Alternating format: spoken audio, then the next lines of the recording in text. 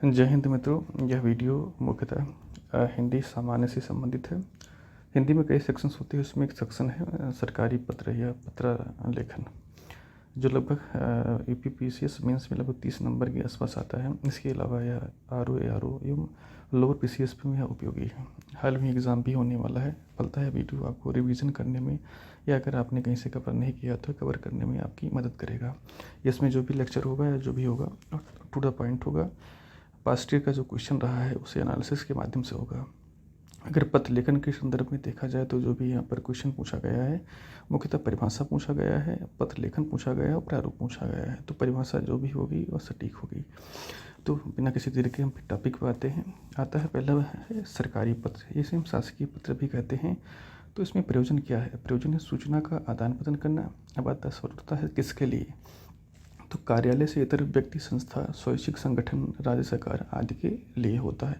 किन मामलों में होता है? तो फिर किसी व्यक्ति से सूचना लेन देन के लिए, या संस्था या किसी भी संस्था जैसे विदेशी सरकार हो, संयुक्त राष्ट्र संघ हो, संवैधानिक निकाय हो, सांविधिक निकाय हो, इत्यादि में सूचना आदान प्रदान करने के लिए इसका प्रयोग किया जाता है। जहाँ तक अगर एक उदाहरण लें सरकारी पत्र का, तो आप इसमें कई चीज़ों को ध्यान में रखना होता है। अगर हम सरकारी पत्र लिख रहे होते हैं तो इसमें सर्वप्रथम प्रेषक होता है। प्रेषक में नाम होता है, पद होता है और फिर पता होता है। सेवा में जिनको हम भेज रहे होते हैं उनका भी नाम होता है, पद होता है, पता होता है। प्रेषक के ठीक बगल में हम पत्रांक लिखते हैं और फिर जब सेवा में कंप्लीट लिखने के बाद हम नीचे अनुभाग लिखते हैं। अनुभाग के फिर सामने ही हम पता लिखते हैं, अभी जो भी स्थान है जहाँ प्रेषित कर रहे हैं, इसके साथ ही दिनांक होता है। ठीक अनुभाग के नीचे हम विषय लिखते हैं। जैसे इसका विषय है पंचायत में कोविड-19 से हो रही मृत्यु के संदर्भ में, तो इसमें यह पत्र लिखा हुआ है। बाकी आप स्क्रीन पर दिया हुआ है, आप पढ़कर इसे देख सकते हैं। अब पत्र लिखने के बाद आप भावादिय लिखेंगे, यानी प्रेषित जो प्रेषित कर रहा है। इसके बाद संलग्न होगा। संलग्न में आप यथोक्त भी लिख सकते हैं या फिर जो भी मंत्रालय विभाग को प्रेषित कर रहे हैं वहाँ भी लिख सकते हैं। इसके बाद जो भी प्रेषक था पंचायत से संबंधित, उसको यहाँ नीचे लिख देते हैं। तो कुल मिलाकर यह पेपर जो भी सरकारी पत्र था कंप्लीट हो गया है। एक लिखित पत्र है। साथ साथ ऐसा एग्ज़ाम में भी देखने को मिला, प्रारूप भी पूछा जा रहा है। तो प्रारूप बगल भी इसमें मैं ऐड कर दे रहा हूँ। आप ये प्रारूप है, आप इसको देखकर समझ सकते हैं किस प्रकार प्रारूप होता है। आगे अन्य टॉपिक की बात की जाए, अगर दूसरे पत्र की बात करें तो वह है अर्ध सरकारी पत्र। अगर कम शब्दों में इसकी हम परिभाषा समझें क्या है, तो परिभाषा इसकी इस प्रकार है कि समान स्तर के अधिकारियों के मध्य सरकारी कामकाज से लिखे गए पत्र को अर्ध सरकारी पत्र कहते हैं। इस पत्र का स्वरूप अनौपचारिक होता है। यह व्यक्तिगत शैली में लिखा जाता है। चूँकि यह पत्र गुप्त होता है, ऐसी स्थिति में कोई प्रोफार्मा सही से स्पष्ट होता नहीं है। ऐसी स्थिति में एक लिखा हुआ पत्र मैं आपके सामने स्क्रीन पर प्रस्तुत कर रहा हूँ। आप देख सकते हैं इसे किस प्रकार लिखा जाता है। इसे लिखने वक्त निम्नलिखित चीज़ों का ध्यान रखना अति आवश्यक होता है। इसमें जो लिख रहा होता है एक बगल में रहता है, यानी हम उसका नाम नहीं लिखते हैं, उसे संकेतक के रूप में लिखते हैं। जैसे यहाँ लिखा हुआ है का खा गा सचिव, यानी जो प्रेषित कर रहा है। इसके बाद जो भी प्रेषक है उसके ठीक बगल में लिख देते हैं अशासकीय पत्र। जो भी पत्रांक संख्या होती है उसे हम लिख देते हैं। फिर उसके नीचे हम विभाग, यानी कौन सा विभाग प्रेषित कर रहा है। तो चूँकि मैं उदाहरण स्वरूप यह पत्रांक लिया हूँ तो इसमें स्वास्थ्य विभाग लिखा हुआ है। इसके बाद इसके नीचे अनुभाग है।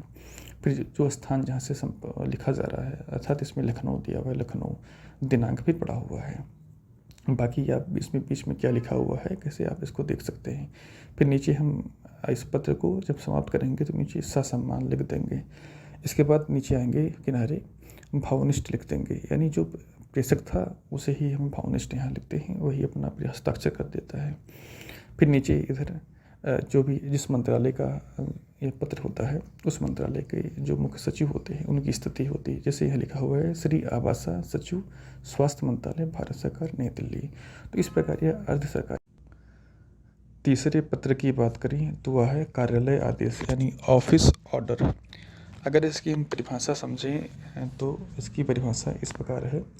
यह कार्यालय आदेश शासकीय पत्राचार का वह प्रारूप है जिसके माध्यम से कोई विभाग या कार्यालय अपने यहाँ कार्यरत अधिकारी एवं कर्मचारी के लिए समय समय पर जारी की गई आदेशों की सूचना को विषय बनाकर जारी किया जाता है। इसमें विषय क्या होते हैं? तो इसमें विषय है नियुक्ति है, स्थानांतरण है, कार्य आवंटन है, नियम है, निलंबन है, अनुशासनात्मक कार्रवाई है एवं कार्य समय सारणी के विषय को बनाया जाता है। अब इसके हम प्रारूप को देखें तो किस प्रकार लिखा जाता है, तो आपकी फिर स्क्रीन पर है, आप इसे देख सकते हैं। इसमें जब हम इसकी शुरुआत करते हैं तो हेडिंग डालते हैं कार्यालय आदेश का नमूना, या कार्यालय आदेश सीधे डालते हैं। चूँकि नमूना है इसलिए इसका कार्यालय आदेश नमूना इस पर लिखा हुआ है। जब आप आंसर राइटिंग करेंगे या जब फिर मेंस का जब आप आंसर लिखेंगे तो उसमें आप कार्यालय आदेश ही ऊपर हेडिंग डालेंगे। जिस विभाग को लिखा जा रहा है उसका एक उदाहरण के तौर पर मैं इसे प्रस्तुत कर रहा हूँ। तो यह विभाग है गृह मंत्रालय उत्तर प्रदेश। इसके बाद नीचे अनुभाग है, फिर संख्या है यानी पत्रांक संख्या है, फिर नीचे लिखा हुआ है कार्यालय आदेश, फिर पूरा प्रोफार्मा है, कहाँ कहाँ कौन किसे भेज रहा है, इसको आप पॉज करके पढ़ सकते हैं।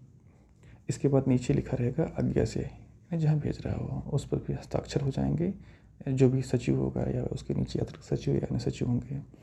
फिर नीचे आके हम संख्या जो भी होगी पत्रांक संख्या दोबारा लिखेंगे और इसके बाद यह प्रेषित करना होगा कि यह प्रतिलिपि निम्नलिखित विभागों या कार्यालयों को प्रेषित की जाएगी। इसमें हम कार्यालय विभाग लिख सकते हैं या जो भी जिसके लिए सूचना प्रेषित कर रहे हैं। जैसे इसमें हम जिसका उदाहरण ले रहे हैं तो यह मुख्यतः लिखा हुआ है इसमें लेखाकार खजांची एवं संबंधित कर्मचारीगण। फिर बगल में लिख देंगे आज्ञा से, फिर हस्ताक्षर जो भी विभाग होगा उसे हम इसमें उल्लेख कर देंगे। तो यह पूरा पत्र कंप्लीट हो जाएगा। यानी कार्यालय आदेश यहाँ पर जितना भी जो भी चीज़ें इसमें आवश्यक हैं वह इसमें कंप्लीट हो गई हैं।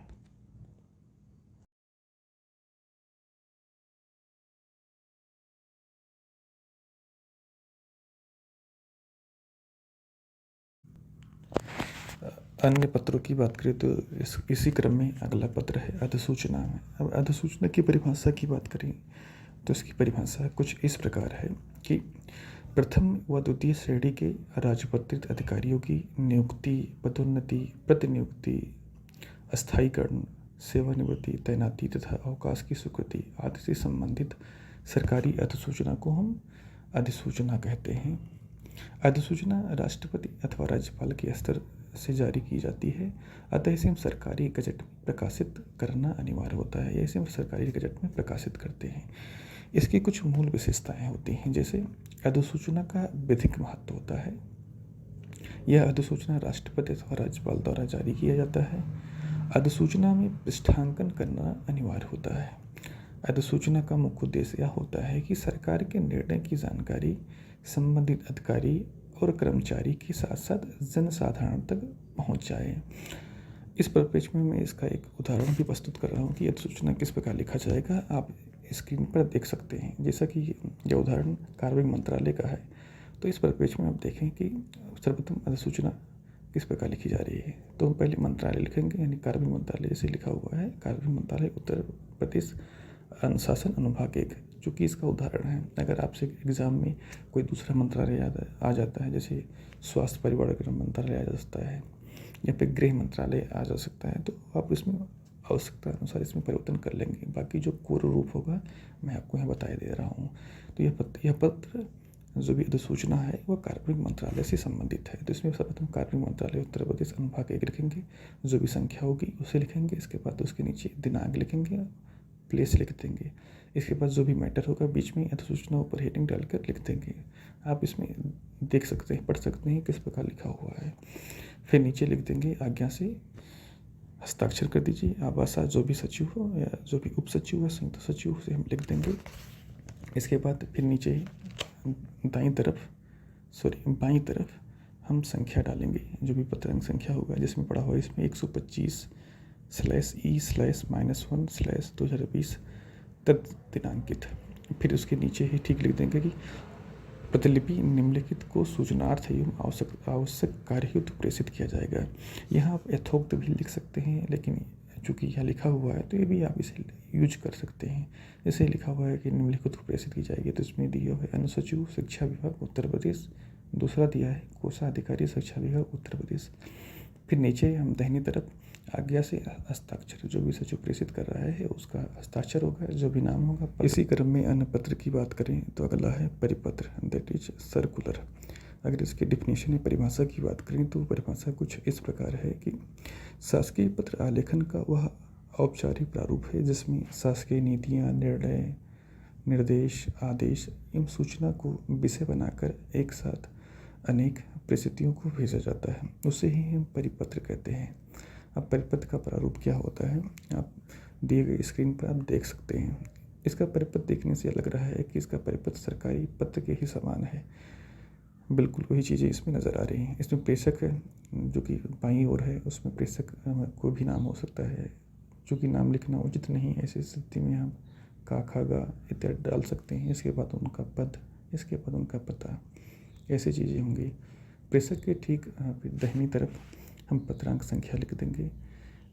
पत्रांक संख्या लिखने के बाद प्रेषक के फिर ठीक नीचे सेवा में लिखेंगे जहाँ प्रेषित कर रहे हैं। जैसे इसमें दिया हुआ है समस्त मुख्य चिकित्सा अधिकारी स्वास्थ्य विभाग उत्तर प्रदेश। फिर अनुभाग हम लिख देंगे। अनुभाग के फिर दाहिनी तरफ हम लिख देंगे दिनांक और फिर प्लेस लिख देंगे।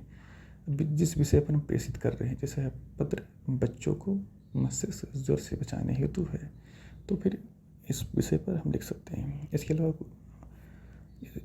फिर इसके नीचे हम लिखेंगे महोदय। फिर जो भी जिस विषय पर हम लिख रहे हैं पूरा हम लिखेंगे। ये मुख्यतः 2 लाइनों में लिखा जाता है। कहा जाए इसमें 2 हम पैराग्राफ बनाते हैं। जब पत्र कंप्लीट कर लेते हैं, जैसे आप इस पर स्वयं आप इसे गौर कर सकते हैं किस प्रकार लिखा हुआ है, पढ़ने की आवश्यकता नहीं है, आप स्वतः इसे देख लीजिए। पत्र कंप्लीट होने के बाद हम फिर भावादिय लिख देते हैं। हस्ताक्षर होता है, जो भी सचिव या जिस विभाग को हम प्रेषित कर रहे हैं वह लिखा होता है।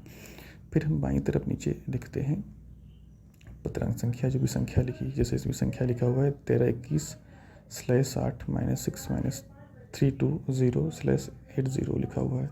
फिर लिखा हुआ प्रतिलिपि निम्नलिखित को सूचनार्थ भेजी जाएगी, यानी यह पत्र निम्नलिखित मंत्रालय विभाग को भेजा जाएगा। इसमें 2 मंत्रालय दिए हुए हैं या जो भी विभाग दिए हुए हैं, मुख्य अधिकारी जैसे इसमें दिया हुआ है सचिव स्वास्थ्य मंत्रालय उत्तर प्रदेश एवं प्रदेश के पूर्वी जिलों के समस्त जिलाधिकारी हैं। फिर दाहिनी तरफ नीचे हम लिख देंगे आज्ञा से हस्ताक्षर, जो भी सचिव है, जो भी उप सचिव है उनका नाम। तो यह पत्र यहाँ पर कंप्लीट हो जाएगा। यानी पत्र का नमूना एवं परिभाषा इसमें स्पष्ट हो जा रही है। अन्य की बात, दिए गए सिलेबस में यूपीपीसीएस मेंस में अंतिम पत्र आता है सरकारी द्वारा। हालांकि अगर हम पास्ट ईयर क्वेश्चन का रुख करें तो यह काफ़ी कम ही पूछा गया है, लेकिन चूँकि सिलेबस में दिया हुआ है अतः इसे हम भी कवर कर लेते हैं। तो सरकारी तार की हम परिभाषा समझें तो कुछ इस प्रकार है कि सरकारी प्रयोजन में जब कभी आपातकालीन या आकस्मिक या संवेदनशील विषयों पर शीघ्र कार्यवाही की आवश्यकता हो तो इसको हम सूचना संप्रेषण के माध्यम से इसका प्रयोग कर सकते हैं। तो इसे हम सरकारी तार कहते हैं। इसका अगर महत्व की समझा जाए तो कुछ महत्व इस प्रकार है कि सूचना संप्रेषण तीव्रतम होता है। सरकारी डाक तार विभाग द्वारा संचालित होने के फलस्वरूप ही इसकी वैधानिक महत्व होता है। यह सर्वसुलभ साधन होता है। यानी पूर्णतः निष्कर्ष यह निकल कर आ रहा है कि इसका प्रयोग हम आपातकालीन परिस्थितियों में सूचना संप्रेषण करने के लिए करते हैं। तो यह इससे यहाँ परिभाषा पूरी हो जाती है। अगर इसके हम प्रोफार्मा या प्रारूप की बात करें तो हम शुरू में हम बाईं तरफ लिखेंगे सरकारी की जस्ट नीचे लिखेंगे प्रेषित, यानी जो भेज रहा है। जैसे उदाहरण के लिए जिला अधिकारी या जिलाधीश दिया हुआ है गया। फिर हम सरकारी के जस्ट दाहिने लिखेंगे द्रुतगामी, दैट इज शीघ्र। फिर हम प्रेषित के नीचे जो भी हम सरकारी तार में लिख रहे हैं उसे लिख देंगे। फिर 2-3 लाइनों में जो भी सूचनाएं होंगी उसे हम प्रेषित कर देंगे। इसके बाद नीचे आएंगे तो नीचे जिसने लिखा है, जैसे संबंधित विभाग या जो भी लिख रहे हैं उनका यहाँ पर नाम होगा। फिर नीचे लिखा रहेगा तार संख्या, यानी दाईं तरफ लिखा रहेगा तार संख्या, जो कुछ भी हो सकती है स्थिति के अनुसार होगा। इसके बाद लिखा रहेगा कि उक्त तार की पुष्टि हेतु एक पत्र डाक द्वारा प्रेषित किया गया है। इसी के जस्ट बाएं लिख देंगे आज्ञा से, जो भी लोग भेज रहे हैं, जो भी कोई भेज रहा है उनका नाम लिख देंगे। तो इस प्रकार यह तार लेखन भी कंप्लीट हो जाता है। बंधुओं, आपसे निवेदन है कि संबंधित वीडियो को काफ़ी शेयर करिए, सब्सक्राइब करिए, लाइक करिए। अन्य इसी संदर्भ में जैसे हिंदी के अन्य टॉपिक हैं, जैसे संक्षेप पढ़ा हुआ, या फिर भावार्थ लेखन हुआ, जिसे अन्य विषय भी मैं वीडियो लाने का प्रयास करूँगा। आपसे निवेदन है, इस वीडियो को काफ़ी शेयर करिए, लाइक करिए, सब्सक्राइब करिए। जय हिंद।